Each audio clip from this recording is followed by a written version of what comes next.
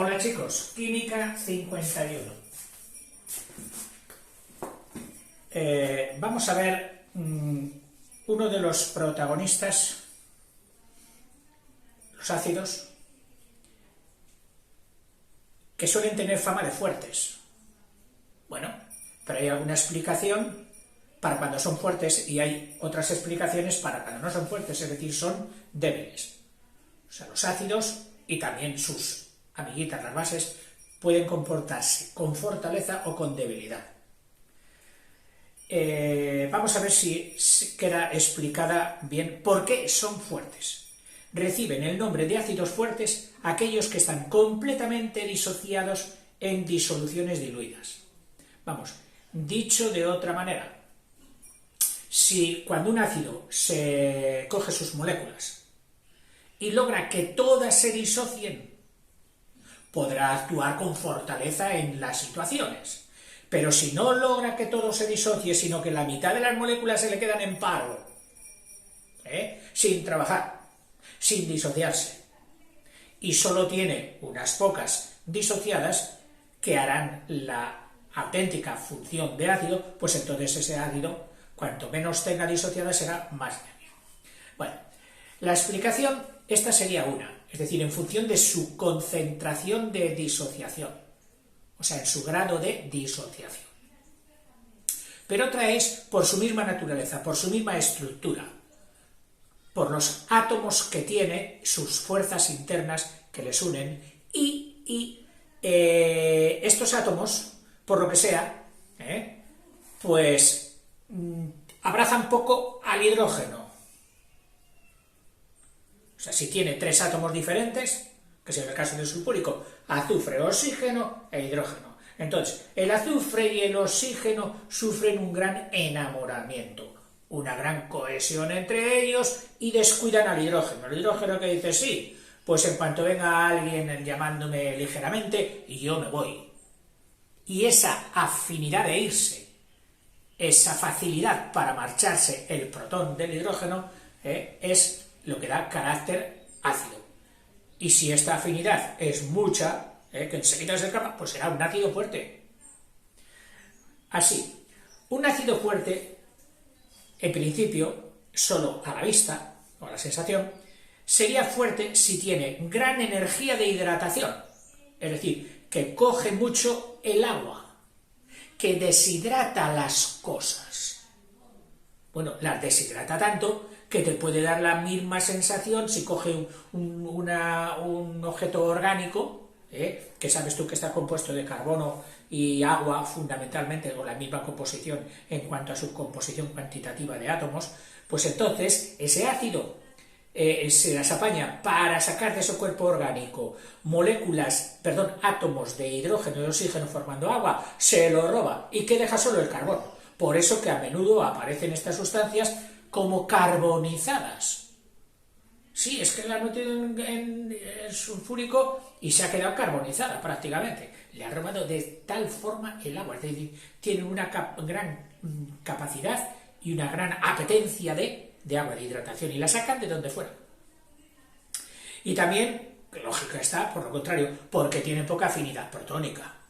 Porque un ácido, si es ácido precisamente por su facilidad y por su descuido y por su antipatía con los hidrógenos, que los suelta fácilmente, pues decimos, oye, si ese ácido no le apetece para nada un protón, pues entonces es que es muy ácido. Es decir, es muy ácido, un ácido fuerte. Si consideramos, por ejemplo, la serie de oxácidos,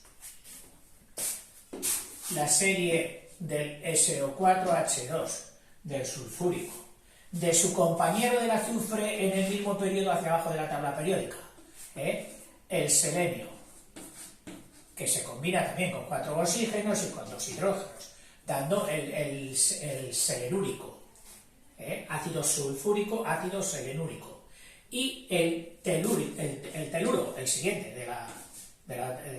del periodo, O4H2. Lo que sí sabemos es que van aumentando de tamaño, de volumen. El azufre tiene pues unos pocos niveles alrededor del núcleo. El selenio tiene un nivel más y el teluro tiene un nivel más que el selenio, es decir, 2 más que el, o sea, van aumentando de volumen los átomos del azufre, del selenio y del teluro, progresivamente. Y vemos que en todos ellos los oxígenos comparten el mismo número de electrones, 4, 4, 4, etc. Pero al ser menor el volumen del azufre, que el del selenio y el teluro, atrae con más fuerza a los oxígenos, porque los oxígenos son electronegativos. Entonces, el azufre, que tiene su carga positiva en el núcleo, como todo el mundo, si a alguien se le aproxima y es electronegativo, como es el oxígeno, este le atrae con fuerza. Y al ser poca la distancia, porque el volumen del azufre es pequeño, pues lo atrae con mucha fuerza. A ver, esto sería electronegativo los oxígenos. ¿Qué pasaría con el selenio? Pues que es más grande, es más voluminoso. Él también tiene su carga positiva, pero al haber más distancia, entonces atrae menos a los oxígenos, pero los atrae también. Dice, atrae con más fuerza a los oxígenos y más débilmente a los selenio. Cuando el azufre dedica todos sus cariños y todos sus mimos a los oxígenos, hay uno que es el hidrógeno, que se siente descuidado.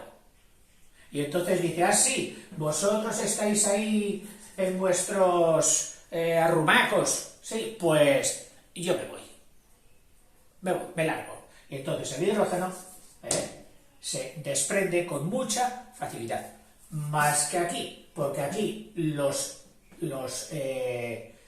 amores entre el selenio y los oxígenos son menores, con lo cual le queda algunas caricias y algún arrumaco más para el hidrógeno, que ya no tendrá esas ganas de pirárselas, esas ganas de marchar corriendo.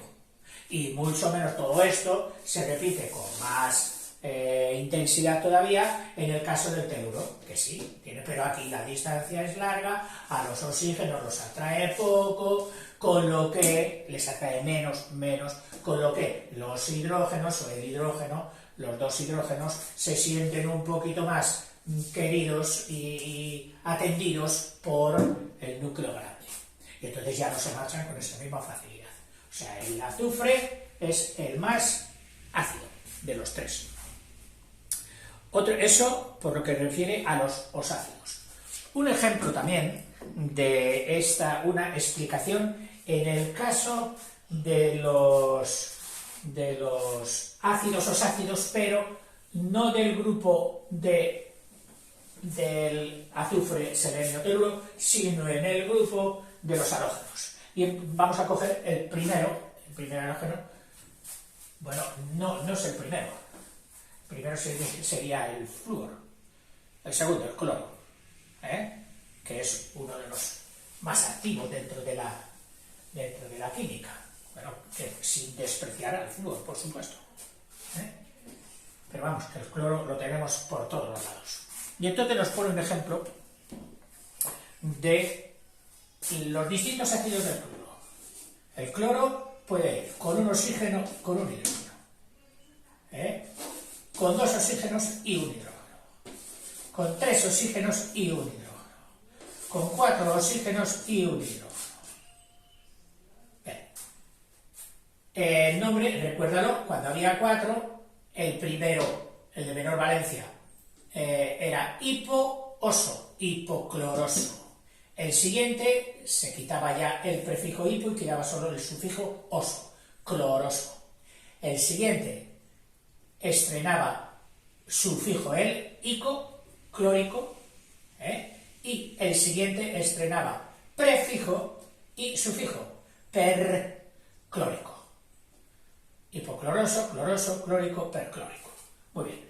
Vamos a ver por su estructura, que es lo que estamos mirando ahora, no por su disociación. Por su disociación lo veremos luego.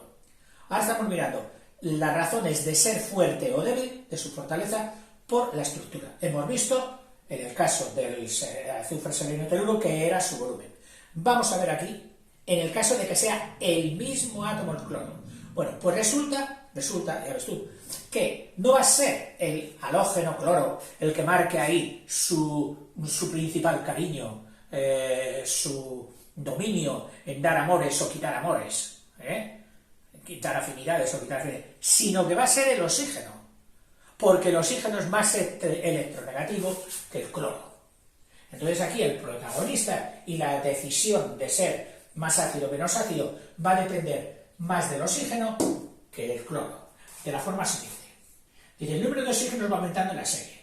Como el oxígeno es más electronegativo que el cloro, atrae hacia sí el par covalente del enlace, es decir, entre el cloro y el oxígeno más electronegativo, y entonces el doblete que comparten de un electrón de cada uno, lo atrae más el oxígeno. De forma que el oxígeno va adquiriendo negatividad y el cloro, lógicamente, va adquiriendo positividad, por decirlo así, positividad. Y seguimos. Dice, y en consecuencia, la carga positiva del cloro es cada vez mayor, por lo que atrae más fuertemente a los oxígenos, es decir, este lazo se refuerza. Si tú te haces negativo y yo me hago positivo, nuestros lazos se refuerzan, y cuando nuestros lazos se refuerzan y nos embaucamos el uno con el otro, hay uno que pierde, que es el tercero en discordia, el desatendido. Recuerdo que cuando yo tenía clases presenciales, siempre me gustó hacer sociogramas, es decir, las afinidades de unos niños con otros para constituir, digamos, un organigrama en clase, quiénes eran los líderes, quiénes tal, quiénes cual. Bueno, pues con frecuencia aparecían el triplete de dos niños o niñas que preferían ir la una con la otra con la una, y había un tercero en discordia que prefería ir con uno. Sí, luego en un segundo plano también este prefería ir con este, tal. Pero vamos, que la fuerza se había gastado, se había consumido entre ellos dos y el tercero en discordia. No obstante, este siempre solía ir con sus dos amiguitos, pero sabía conscientemente que el preferido de uno era el otro y del otro el uno, y que él quedaba en un segundo plano. Bueno, pues esto es exactamente lo que le queda al hidrógeno. Es cierto que las moléculas sociales o socioafectivas que se forman en los grupos humanos son muy parecidas a las moléculas químicas, pero mucho. De hecho, yo hacía gráficos de aquellas moléculas sociográficas cogiendo la técnica de dibujos empleados en química. Tengo por ahí en didáctica, en la serie didáctica, tengo algo de esto. Bueno, sigamos con lo nuestro. O sea que ya hemos dicho, claro, cuanto mayor oxígenos haya en la molécula, todavía será más electronegativo, atraerá más al cloro y el hidrógeno será más despedido. Es decir, que cuando ya sean 4 oxígenos que están ahí marcando su electronegatividad a base de robar casi toda la influencia de los dobletes, se convierta todavía esto mucho más electronegativo y esto en electropositivo, todavía su amor será más grande y el descuido que hacen al hidrógeno será todavía un descuido más grande también. De forma que el hidrógeno más suelto, el hidrógeno más dolido es el del último. Por eso el perclórico va a ser el más ácido. Bueno, otro. En la serie de hidrácidos, otro ejemplo, ya no con los osácidos. Los anteriores eran los ácidos, sulfúrico, etcétera, también los ácidos. Vamos a ver ahora una explicación de la fortaleza o debilidad en los ácidos hidrácidos, aquellos que no tienen oxígeno. Aquellos que no tienen oxígeno.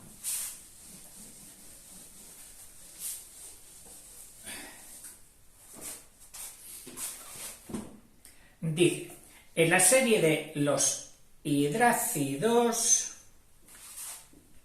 que sería, si cogemos el grupo de los halógenos, que todos ellos dan hidrácidos.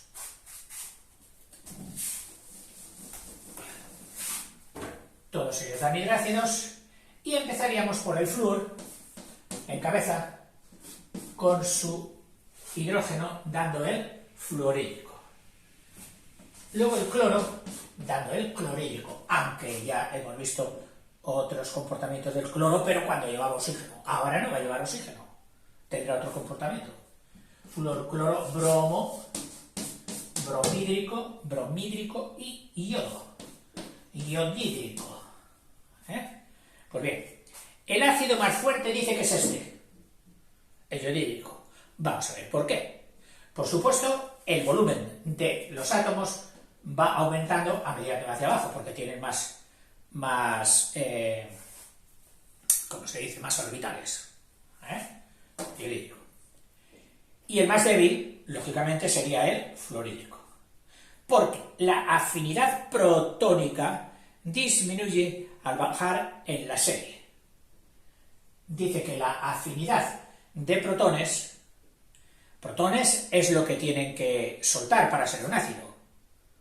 Entonces, ¿quién será más ácido? El que ame menos a su protón. El que ame mucho a su protón, lo va a retener, no lo soltará con facilidad, y si no lo suelta no demuestra su carácter ácido.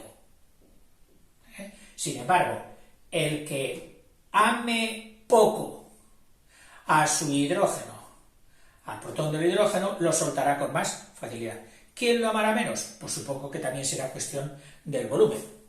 Dice, al ser la carga igual para todos estos elementos y aumentando el volumen desde el flúor al yodo,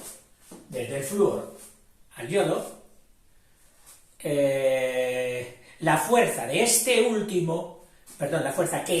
último ejerce sobre el electrón,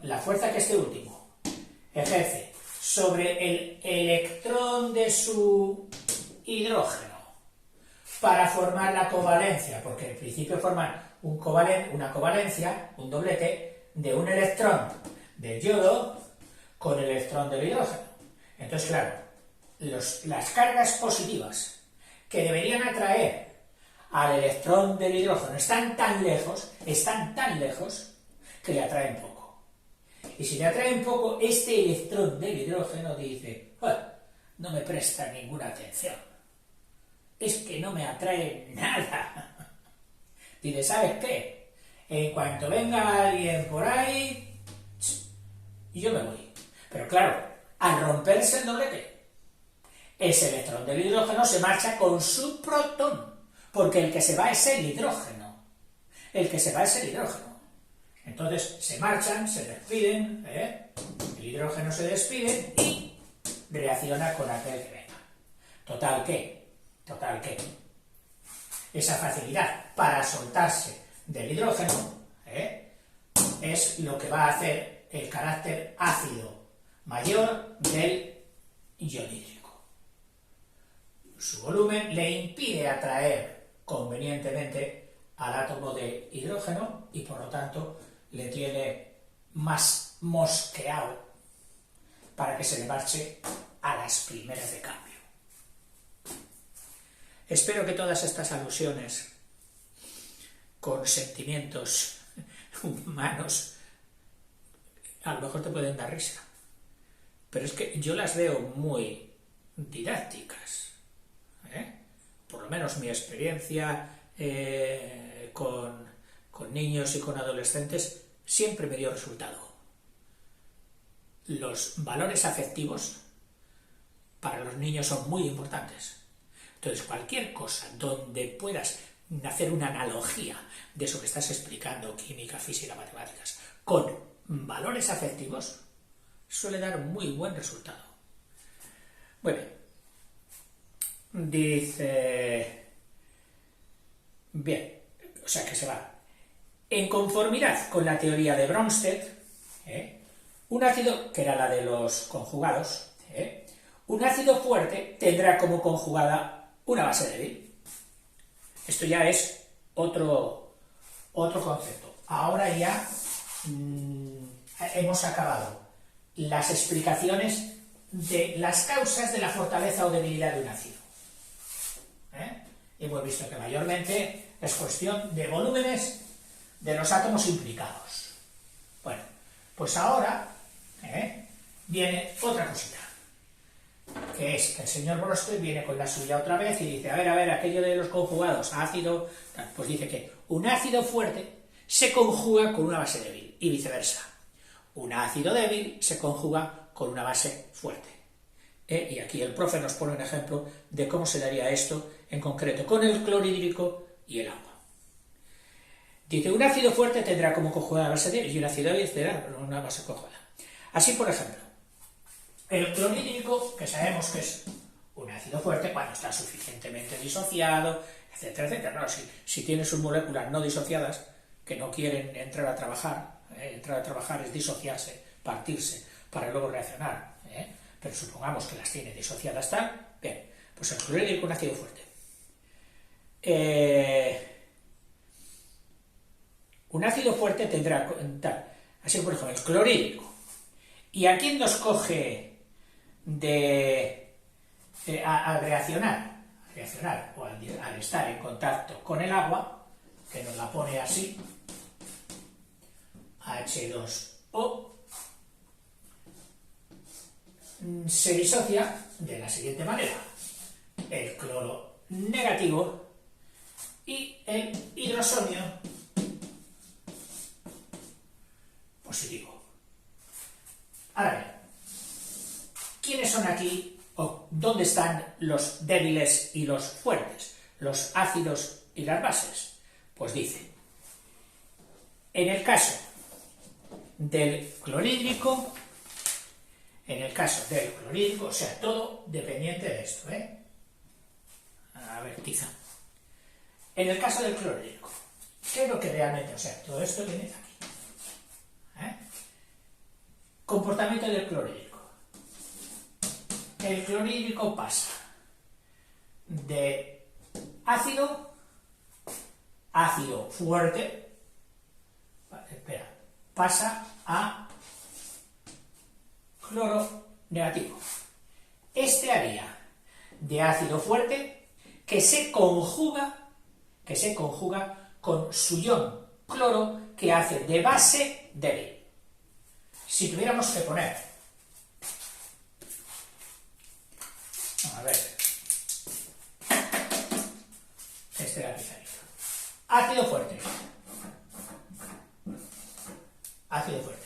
base débil, A grande, ácido fuerte, se conjuga con base débil. Y, tratándose del agua, dentro de su polarización hay unas partes polarizadas en ácido y otras polarizadas en base. Entonces, esta actuaría de ácido pero débil. Ácido débil, ácido pequeñito, con el tamaño expreso la fortaleza de la acidez. Y daría el protón de la disociación más el grupo oxidrilo negativo. ¿Dónde estaría aquí la base fuerte? Porque si es un ácido débil tiene que conjugarse con una base fuerte, pues sería el grupo oxidrilo. Que, por cierto, tengo que admitir que el otro día solventé una duda. Y lo digo para reírme de mí mismo, de que no hubiera caído en la cuenta, tantas veces que lo he oído, de que oxidrilo es lo mismo que hidroxilo, indistintamente. O sea, el grupo OH, que también podríamos escribirlo HO, pues recibe ambos nombres. Si quieres empezar por el hidro, pues empieza hidroxilo.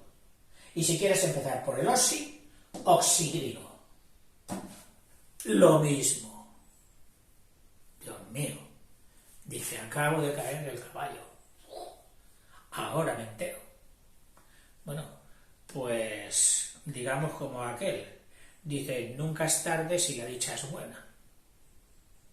Sí, pero que tenga que hacerlo un profe de química, bueno, tienes razón, te la doy totalmente.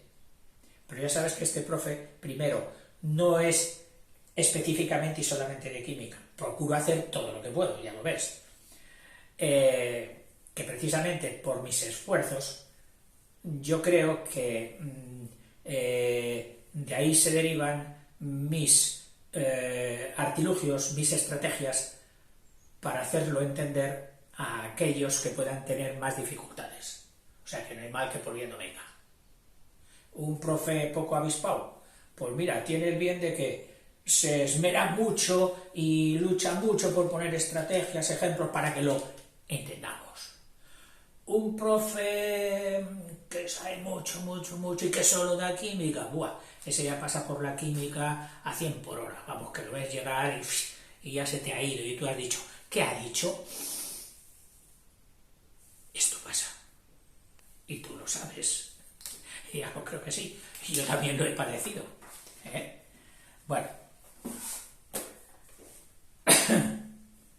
Por eso que en pedagogía no siempre es buen profe aquel que sabe mucho de una materia, sino que el que es capaz de acercarla a más personas, con más facilidad. O aquello de un pozo tan profundo, sabe tanto, es profundo. Sí, tan profundo que nadie llega abajo a coger el agua. Nadie bebe de él. Cosa que un charco, ya ves tú, sí está clarito, y es una fuente pequeñita, y somera, y de poca profundidad, todos los animales se acercan allí y beben y sacian su sed. O sea que en enseñanza, otra cosa es carácter científico, habilidad científica y potencia científica. Claro, tendremos que coger personas que sepan mucho de todo para que sigan investigando y sigan haciendo adelantar al mundo. Los profes, bueno, pues sí, supongo que algo lo haremos adelantar. Supongo. ¡Vivan los rollos! Dice, análogamente, o sea que ya hemos visto en este caso cómo se corresponden ácidos fuertes con bases débiles y viceversa.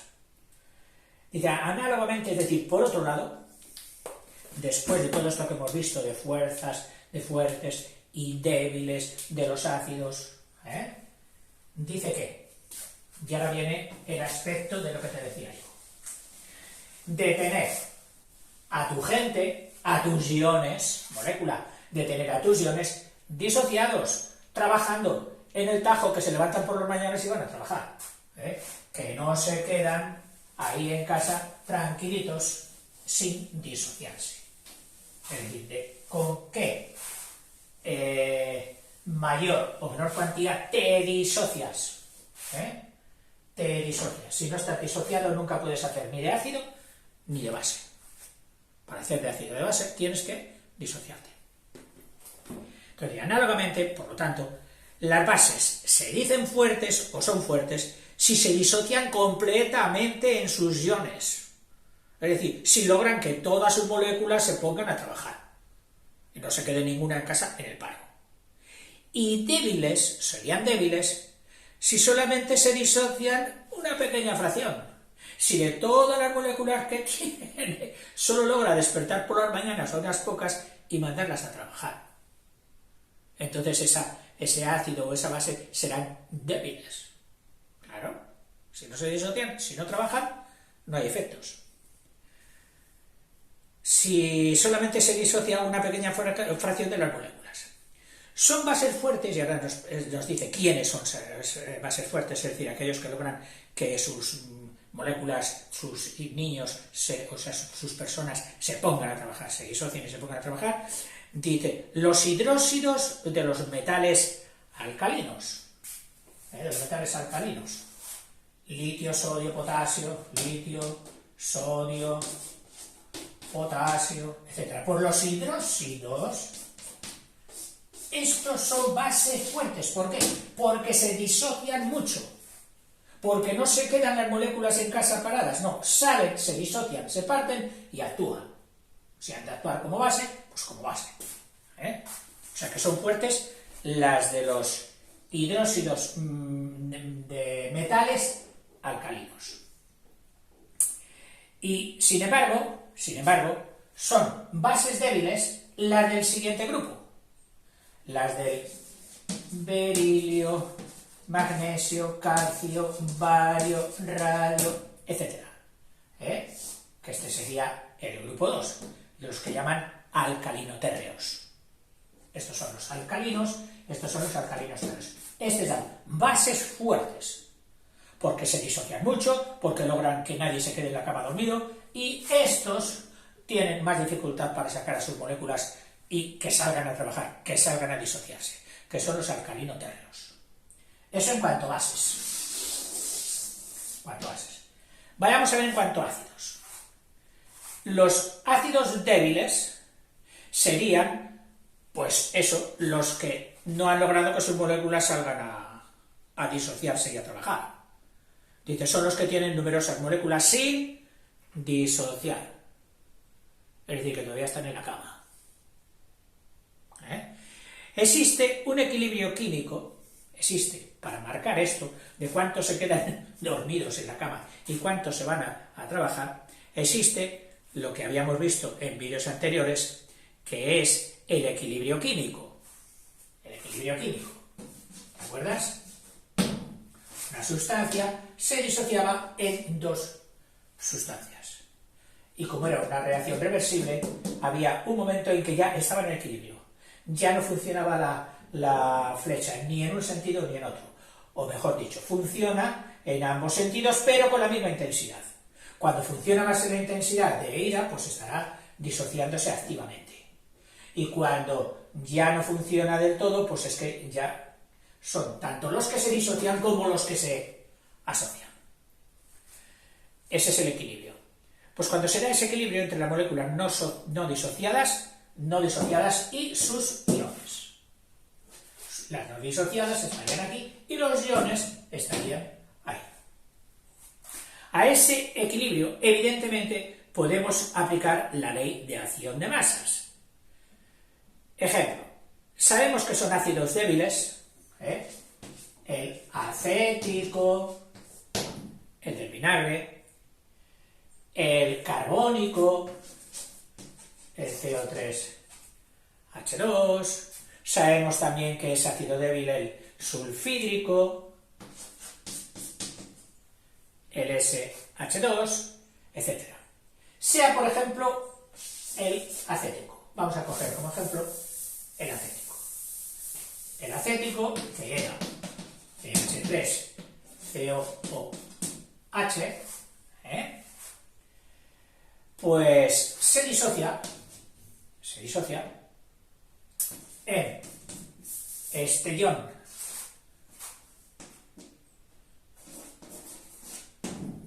negativo. ¿Por qué? Porque ha dicho a este hidrógeno, vete.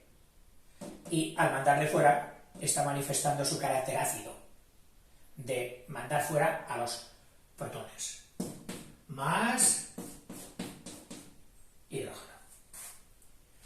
Aplicando la ley de acción de masas, de aquella constante de equilibrio K, era que el producto de la concentración de los resultantes, producto, este marcaba lo que es la concentración.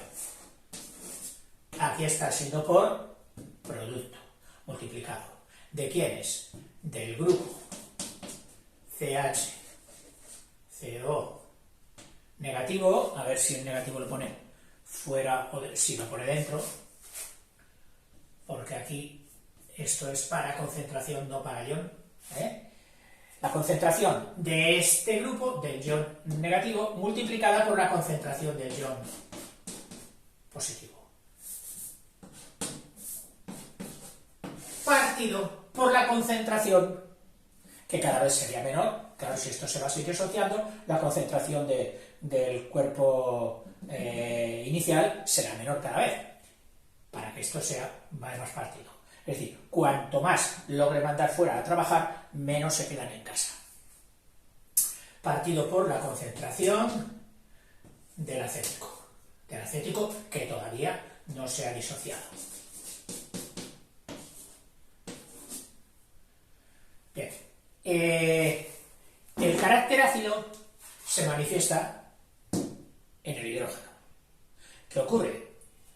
Que si hay muchos iones, protones, todo el conjunto tendrá mucho carácter ácido. Si esto es grande, este producto será mayor y este será menor, aun cuando pueda dar una fracción todavía menor que 1, pero puede ser, qué sé yo, pues de 2 a 5, 2 quintos. Ahora, o sea que K sería igual a 2 quintos. 2 quintos que es 0,4, ¿no? 0,4. Un 0,4 la constante de equilibrio o de constante de ionización. Ahora, que esto no hay muchos disociados. Entonces esto es menor. No llega a 2, se ha quedado, por ejemplo, en 1. En 1. Si se queda en 1, esto automáticamente habrá más gente en la cama y esto será mayor. Esto será mayor de 5. Imaginemos un 6 o un 7. Claro, toda la vida un sexto será menor que 2 quintos. Es decir, que la constante de equilibrio ha bajado. Resumiendo, o deduciendo, si la constante de equilibrio tira para arriba va aumentando y es grande, es porque se han disociado y por lo tanto el carácter ácido será mayor.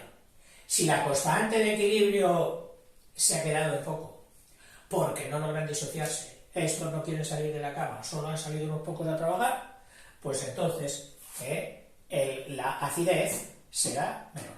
O sea, constante de equilibrio grande comporta acidez. Constante de equilibrio pequeña comporta no fortalece la acidez, sino todo lo contrario. Poco ácido, menos ácido. Vamos a poner aquí más acidez, menos acidez. Esa es la relación que hay entre la constante de equilibrio y la acidez. Bueno, luego nos va a hablar de unos muy curiosos. De unos que les preguntan, oye tú, hola, ¿qué tal? Encantado. ¿Tú eres ácido o base? ¿Tú eres del partido blanco o del partido colorado? ¿Tú eres del equipo tal o de su rival? Y él no te contesta claramente. Un señor que te dice, hombre, depende. ¿Cómo qué? ¿Cómo va a depender? Tú o eres de Sevilla o eres del Betis, o eres del Madrid o eres del Barça, o eres, y perdón por poner ejemplos españoles, claro, o eres de izquierdas o eres de derechas. Y el otro dice, que no te puedo decir si soy de otro, que te digo que depende. Depende. ¿De qué depende? De los que estén a mi lado, de los que me estén escuchando. Ejemplo, como yo soy un tío de llevar la contra, de hacer que surja la conversación, eso sí, siempre de los límites de la educación y la moderación, pues me gusta que cuando observo que todos son de un partido, que todos son de un equipo de tal, yo, al contrario. Y entonces surge, no, porque esto, porque lo otro, porque tal, porque igual. Y al revés, cambia de ciudad, cambia de grupo de amigos, y ahí observa que son del otro. Pues él automáticamente cambia de opinión, no de opinión, cambia de expresión, cambia de comportamiento, y se pone en contra de los que estén a su alrededor. Es decir, este señor se comporta de varias formas, o tiene dos actitudes, dos comportamientos, dos estilos de vida, dos estilos de tal, suele ponerse en el vocabulario tecnológico con el prefijo anfibio. Vive en agua, pero también vive en tierra, en el aire. Anfiteatro, teatro, pero para dos tipos de actividades, las lúdicas guerreras y también las otras, las pacíficas, anfi 2. Pues a estas sustancias que pueden comportarse como ácidos cuando se ven rodeados de bases, y como bases cuando se ven rodeados de ácidos, se les llama anfóteros,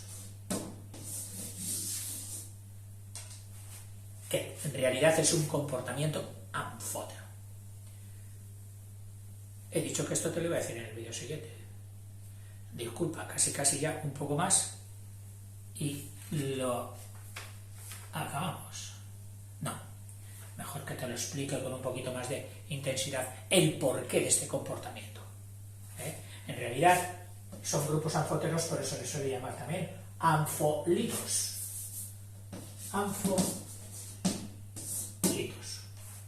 Veremos por qué. Hasta luego, chicos.